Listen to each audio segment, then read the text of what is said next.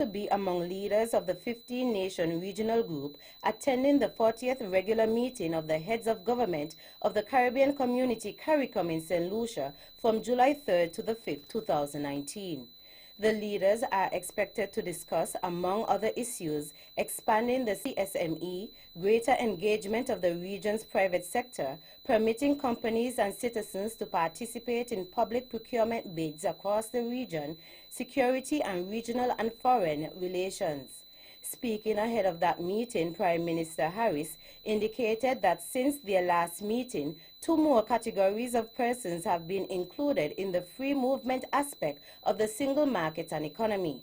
According to Dr. Harris, St. Kitts and Nevis will not accede to that request at this time. St. Kitts and Nevis and Antigua, in fact, said we wouldn't be part of that at this particular moment in time, because I couldn't see how at this particular point we could come to say that we're bringing in agricultural workers and we're giving them the same right as a doctor, a lawyer, an engineer in areas where we have decided needs to be met, and in the agriculture the situation is not the same. So Antigua said they needed a stay on that. St. Kitts and Nevis also required a stay with respect to that. And we had the same issue with respect to the free movement of security workers. And we have said that we believe that we can train and find people here who would be able to provide the services. Dr. Harris will officially hand over the chairmanship of CARICOM to Prime Minister of St. Lucia, Honorable Alan Chastney, during the opening ceremony on Wednesday, 3rd July. In more national news. We have recognized UWI degrees here in St. Kitts and Nevis for many years, and so I suppose it would be the same standards, and so we would encourage our students to go there. As a matter of fact, as I said, depending on the particular program, it actually might be cheaper to go to Antigua. It's closer to St. Kitts and Nevis, so certainly in terms of the cost of traveling there, it's an option that persons may look at. Deputy Prime Minister and Minister of Education, Honorable Sean Richards. The University of the West Indies, UWI, has approved the establishment of a new campus in Antigua and Barbuda. The new campus will be officially known as the Five Island Campus. Vice-Chancellor of UWI, Professor Sir Hilary Beckles, in making the announcement on June 26, 2019, said the new campus will provide a hub to enable greater participation by the University of the West Indies in the development agendas of the OECS. Prime Minister Dr. the Honorable Timothy Harris extended his congratulations to Mount Carmel Baptist Church new pastor, Mr. Michael Penny, following a ceremony to witness the installation at Lemon Hill, Boreau on Sunday, June 30th. The service was held under the auspices of Bishop Dr. Kelvin Jones, CBE, former senior pastor at the Mount Carmel Baptist Church. Also present were Permanent Secretary in the Office of the Prime Minister, Mr. Osbert de Souza, pastors from various other churches, as well as relatives of Pastor Michael Penny. Prime Minister Harris, who is also the parliamentary representative for St. Christopher No. 7, offered his profound congratulations to Pastor Penny and placed his confidence in him as he takes the reins as head of the church from Dr. Jones, who has given over 50 years of service to the church. Moreover, he said of Mr. Penny that he has come to fill some extremely oversized shoes, but I have no doubt that he will be able to fill them. Meantime, the St. Kitts Nevis Labour Party candidate for St. Christopher No. 7, Mr. Leon Natta Nelson, also praised the decades of service of retired pastor of the Mount Carmel Baptist Church, Bishop Dr. Kelvin Jones. Mr. Natta Nelson, who attended Sunday's installation of Pastor Michael Penny as Dr. Jones' successor, said Penny has large shoes to fill and extended his congratulations to Pastor Penny and his family.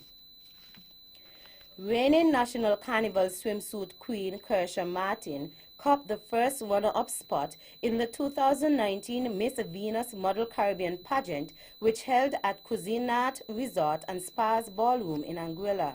Additionally, she won the following segments in group interview, cocktail wear, and cultural speech.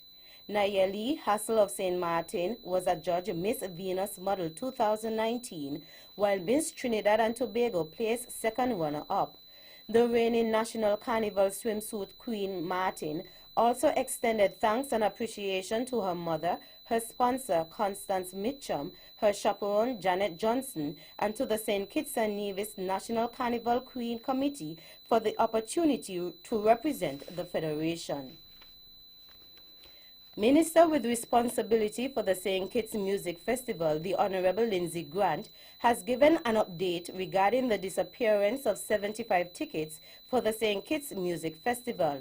The festival was held from June 26 to the 30th, 2019. Last week, it was reported that the organizing committee of the St. Kitts Music Festival confirmed that they and the police are investigating the matter. The committee explained that the general admission tickets were illegally taken during the previous week, 16th to the 22nd June. However, an official indicated that they are aware of exactly which tickets were stolen and have noted the serial number for each of them. Therefore, members of the public were warned that if they were found with any of these tickets, the full weight of the law will be administered and they will not be allowed entry into the concerts. Here is Minister Grant. The tickets were being managed by a number of persons to the tune of about 8 to 10 persons. Those are the persons I had the discussion with. I indicated to them that if the tickets weren't in the office by whatever means before the end of the St. Kitts Music Festival, those who had touched or had management of the tickets would be accountable for them. Meaning 75 tickets at $10,125, they would have to account for that individually and collectively. And unfortunately, the innocent will have to pay for the guilty. And that's where we're at. Minister with responsibility for the St. Kitts Music Festival, the Honorable Lindsay Grant. Finally, the National Emergency Management Agency, NEMA, is currently holding a 3-day disaster risk reduction training workshop at its conference room at Limekeel, St. Kitts. The community-based disaster risk reduction workshop, which began on Monday, 1st July, has brought together some 25 disaster reduction stakeholders from across St. Kitts and Nevis. The training is being facilitated by Dr. Janet Lynn, Professor, Department of Emergency Medicine at the University of Illinois College of Medicine. According to Dr. Lynn, one of the most important things about disaster management and thinking about disaster risk reduction is that one can have the best laid plans in the nation in any country, but the execution of that plan is most important. She further emphasized on this by adding that if any plan fails, families will ultimately suffer. The doctor explained to the participants that the intent of the training is to spread the knowledge they have gained by being a catalyst of the material and training that would be shared. The July 1st to the 3rd workshop is being attended by the subcommittee chairs of the National Disaster Plan or their representative, NEMA district volunteers, and comprehensive disaster management youth ambassadors. That's the national news segment. You can visit our website at www.vonradio.com or check us out on Facebook at Von Radio or our Von Radio YouTube channel for these and other stories. News from across the region is next.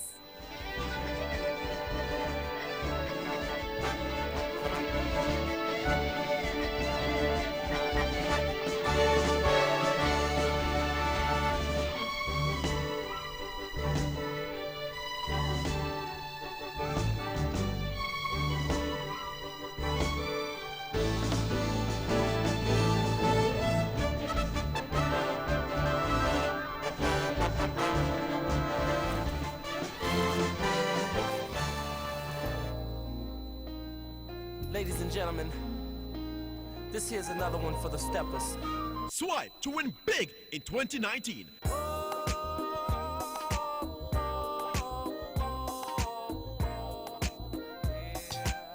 That's right, the Bank of Nevis Limited is once again giving you, our valued customers, a chance to win big. Just swipe or use your Bond Visa credit card for US $100 for a chance to win a cruise for two, an iPhone XS, or a grocery dash at Best Buy Supermarket. Say what? Sign up for a Bond Visa credit card and automatically be entered for a chance to win. This offer ends August 31st, 2019. So tell your friends and family, just swipe to win big with the Bank of Nevis. The Bank of Nevis Limited, improving the quality of life. Like us on Facebook or follow us on Instagram.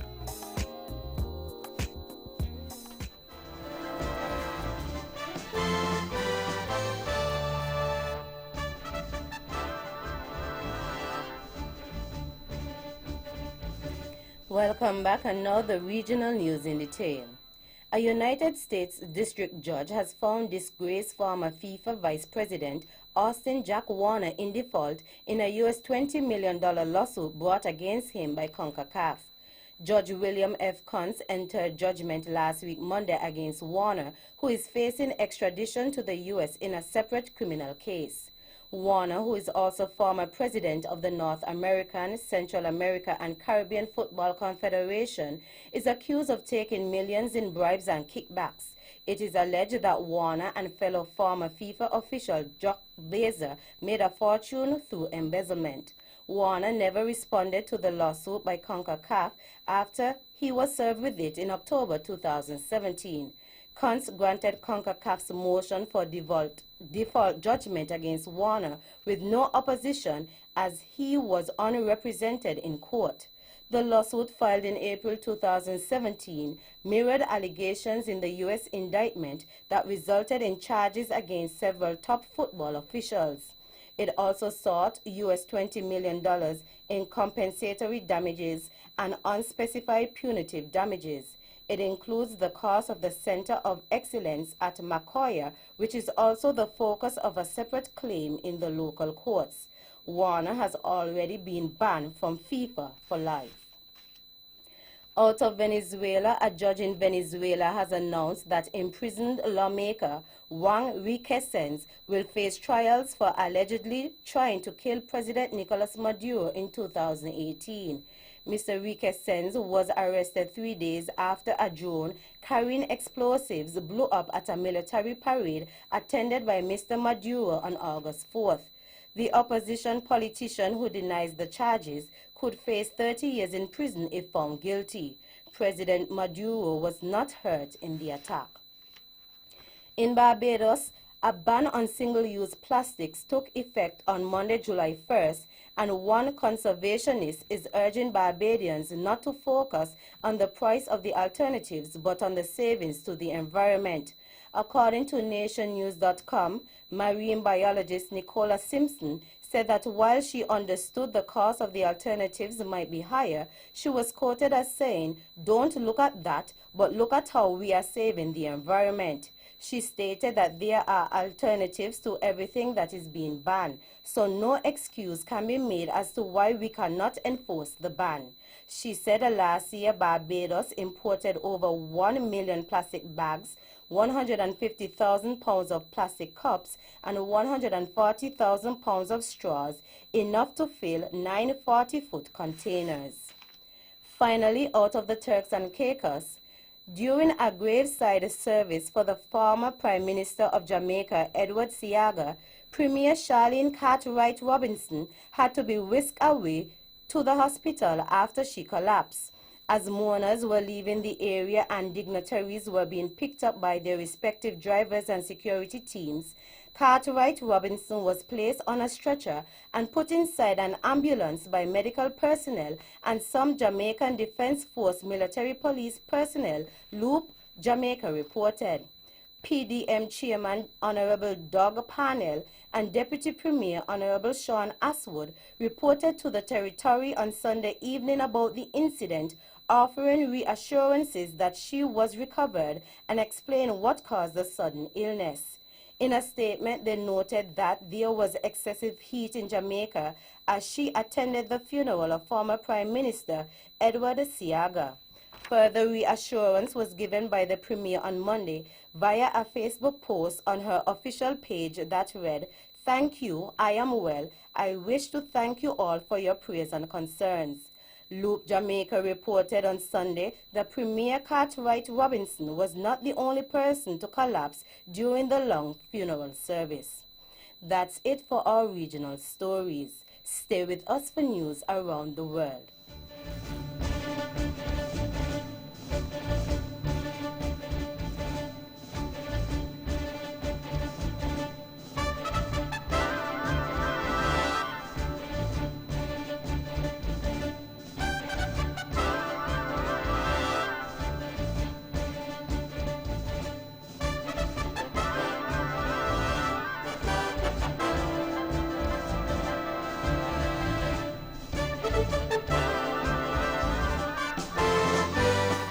Welcome back, and now the international news in detail.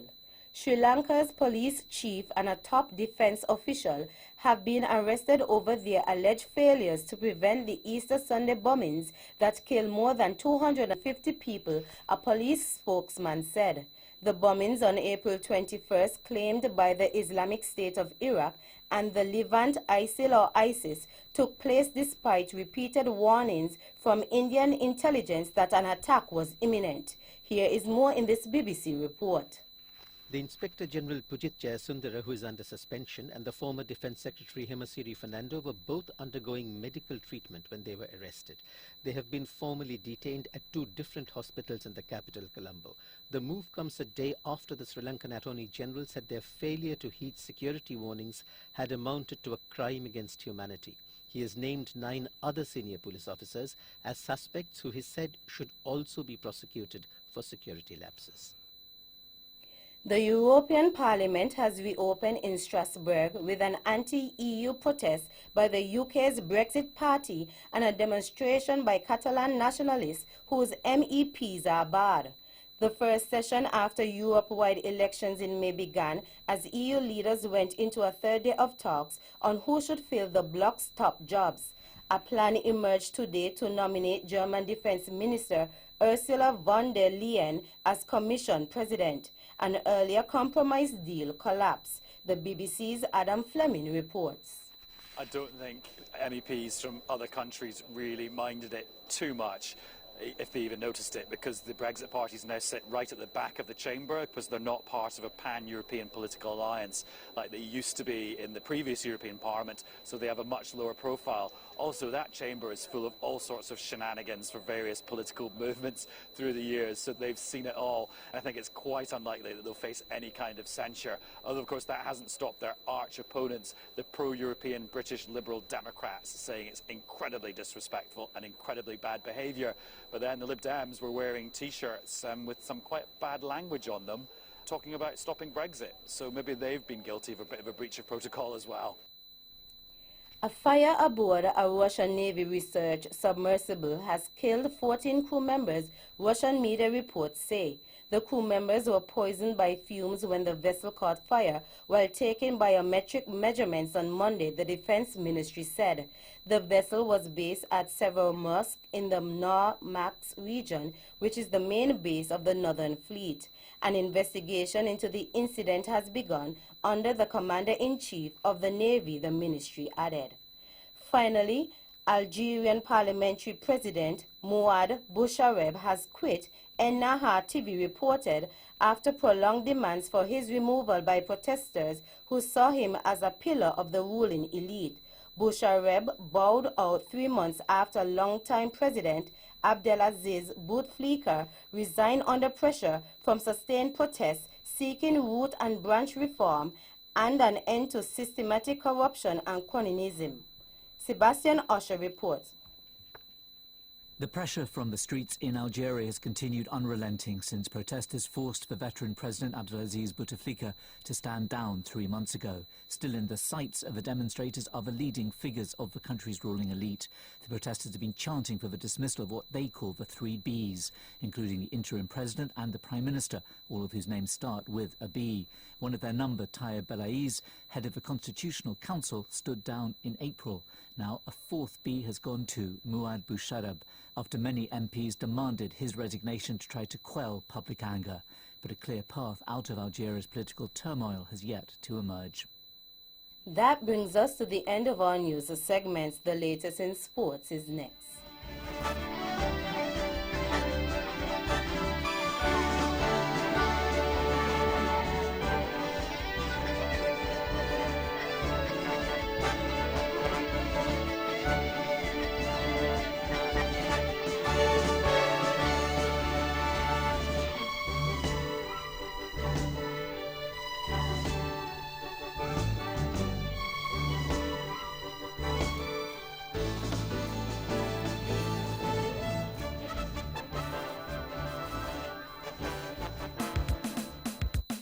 I need a cool laptop, a new backpack, and so do all my friends. I need cute notebooks, folders, flash drives, pencils, and my pens. School is exciting, but it's no fun without all the tools I need. But I'm at ease, cause it's a breeze if I shop at TDC. Oh yeah! It's back to school at TDC Business Center and City Drugstore Nevis, your one-stop shop for all your school supply needs. Get bundle savings on backpack and computer packages, but save 20% off all back-to-school materials and printers. Back-to-school shopping is made easy at TDC Business Center and City Drugstore Nevis. See stores for details.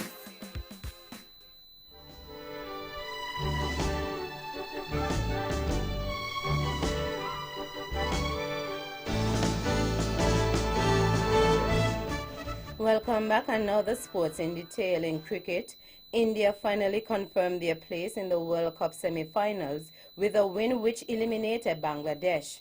After Rohit Sharma and KL Rahul hit the highest opening partnership of the tournament, a fine 180, India ran out of steam to post a disappointing 314.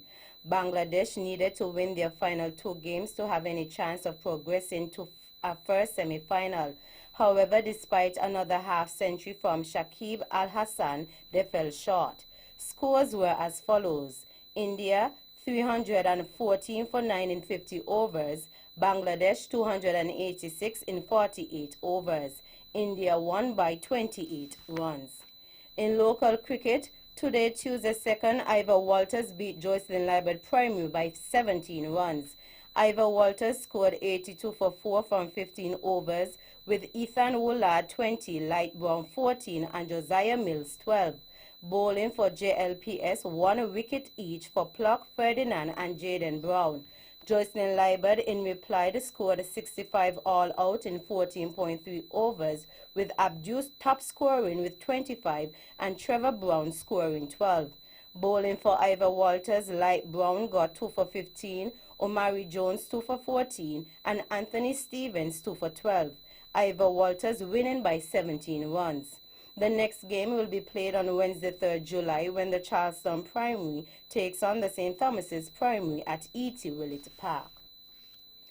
In tennis, 15-year-old American qualifier Corey Koff caused a stunning upset by defeating 5-time Wimbledon champion Venus Williams in the first round. World number 313 Koff beat Williams, 24 years her senior, at 39-6-4, 6-4. Fellow American Williams had won 4 Grand Slam titles, including 2 at Wimbledon, before Koff was born. Williams turned professional 10 years before her opponent was born, with Koff being the youngest player to qualify for the main Wimbledon draw since the Open era began in 1968.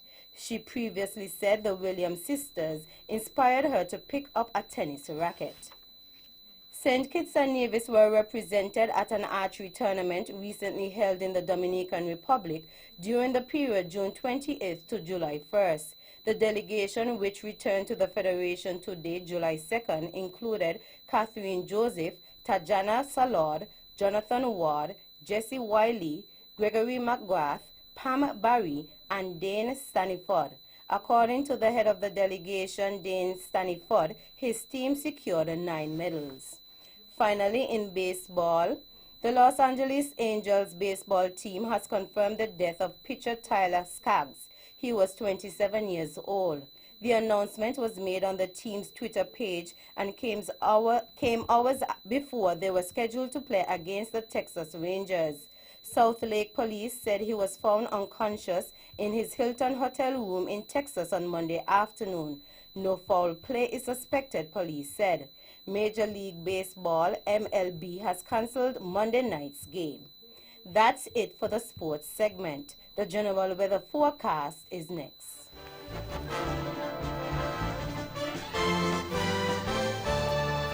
Welcome back, and now the local weather forecast for St. Kitts and Nevis. Weather tonight, partly cloudy with a 10% or a slight chance of showers. Weather tomorrow, partly sunny with a 20% or a slight chance of showers across St. Kitts and a 50% or a moderate chance of showers across Nevis. Winds east at 15 to 30 kilometers per hour or 8 to 16 knots. Seas less than 1.5 meters or less than 5 feet. And sunrise tomorrow will be at 5:41 a.m. And that's how we wrap up the major news package for today, Tuesday, 2nd July 2019. Before we go, let's take a look at the headlines once again. Nationally, St. Kitts and Nevis will not recognize new categories of workers under CSME free movement. And St. Kitts and Nevis Minister of Education endorses new UWI campus in Antigua. Regionally, Jack Warner loses $20 million lawsuit. Internationally, Sri Lanka police chief arrested over Easter attacks failures. And in sports, India confirmed ICC World Cup semi-final place with win over Bangladesh. On behalf of the rest of the news team, I am Tammy Reed, wishing you a pleasant evening.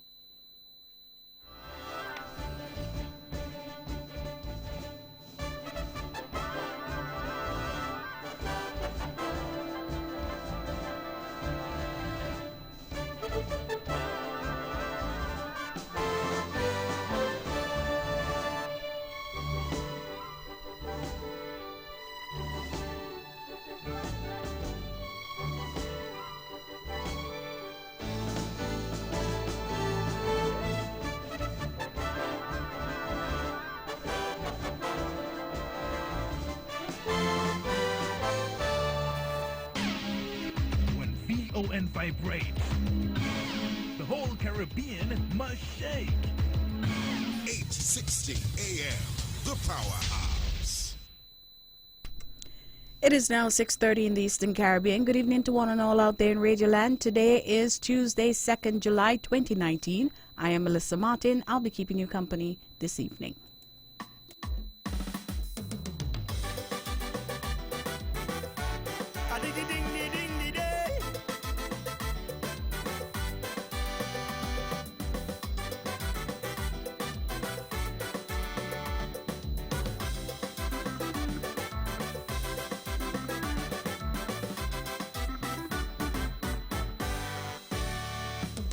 There's a serious problem with fake news, fake news.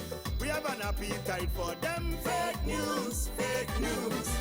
You got to really learn to negotiate. These spinners of truth, man, they're really great. Don't believe everything you hear on social media.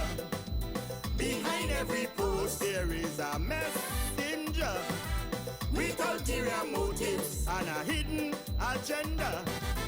Their job is to market propaganda. So you always have to use a sifter to sift out facts from fiction, so you can formulate your own opinion. Don't be too quick to swallow hook, line and sinker. All the fake news. Otherwise you'll get hooked by some dirty crook with all the fake news. They will try to deceive and make you believe all the fake news. With lies and deception and misinformation, all the fake news. That is why you have to digest all that you read. All the cooker from the server and social media feed. It is not healthy to consume all that garbage from the filth and junk that they put in this package. Twitter and Instagram, all the Facebook scams. Have you head confused, so stop feeding on fake news. A diggy ding di ding di day.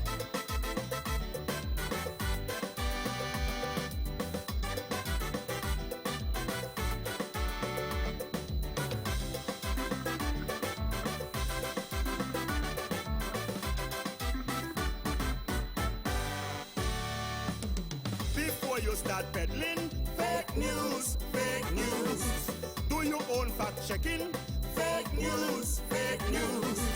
Make sure it comes from a reliable source before you engage in any discourse. You can't even trust pastors who preaching the gospel. Some are wolves in shepherd's clothes, leading you straight to hell.